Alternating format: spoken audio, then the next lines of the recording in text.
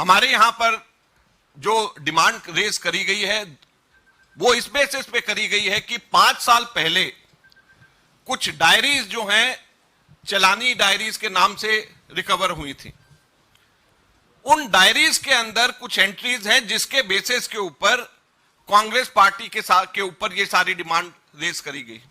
अब हम सिंपली ये पूछना चाहते हैं, एक बड़ी सिंपल सी चीज पूछना चाहते हैं कि चलानी डायरी के बेसिस के ऊपर इनकम टैक्स डिपार्टमेंट जाग जाता है, लेकिन जैन डायरी में जिसमें अडवाणी जी, और उस वक्त अडवाणी जी बीजेपी के नंबर 1 नेता हुआ करते थे, उसके बेसिस पे बीजेपी के ऊपर क्यों नहीं टैक्स मांगा जाता है, इनकम टैक्स?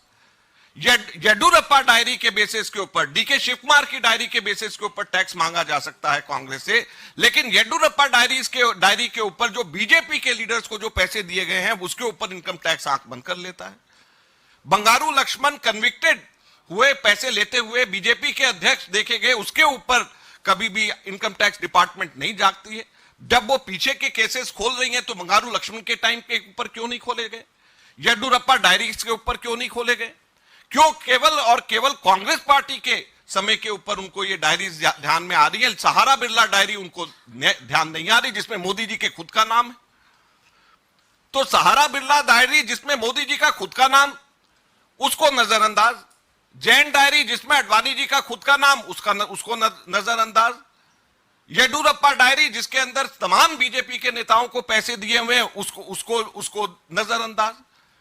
तो केवल और केवल कांग्रेस पार्टी को तंग करने के लिए, कांग्रेस पार्टी के ऊपर इस बात को उठाने के लिए क्यों यह किया जा रहा है?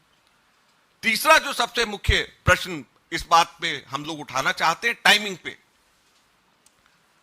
ये 2019 के अंदर ये डायरी निकली, आज जाकर के इलेक्शन के टाइम पे इलेक्शन नोटिफाई हो गया, आज जाकर के इन लोगों को डिमांड रेज करना याद आ रहा है। पहली बार अब जाकर के कल शाम को इन्होंने डिमांड रेज किया जब इलेक्शन नोटिफाई हो गया है। क्यों? क्या इससे पहले 5 साल कभी भी ये लोग डिमांड रेज नहीं कर सकते थे? अब क्यों डिमांड रेज कर रहे हैं? तो ये सारी की सारी बातें बड़ी स्पष्ट ये बताती हैं कि कैसे इनकम टैक्स आंख बंद करके एक तरफा बीजेपी की कमियां उनको नजर नहीं आ रही, उनके 4600 की पेनल्टी उनकी नजर नहीं आ रही जो एकदम साफ स्पष्ट नजर आता है, उनके 42 करोड़ की वायलेशन नजर नहीं आ रही, हमारी 14 लाख की वायलेशन के ऊपर 135 करोड़ रुपया हमारे से ले लिया, हमारे 23 लोगों ने, हमारे जो है एमपीज और एमएलएज ने जमा कराए, कैश जमा कराए, उसके ऊपर हमारे 135 करोड़ रुपए लगा दिए, उनके 1290 से भी ज्यादा लोगों ने, उनके पता नहीं, उनका नाम नहीं, उसके ऊपर उनको कोई कहीं पे भी नजर नहीं आता।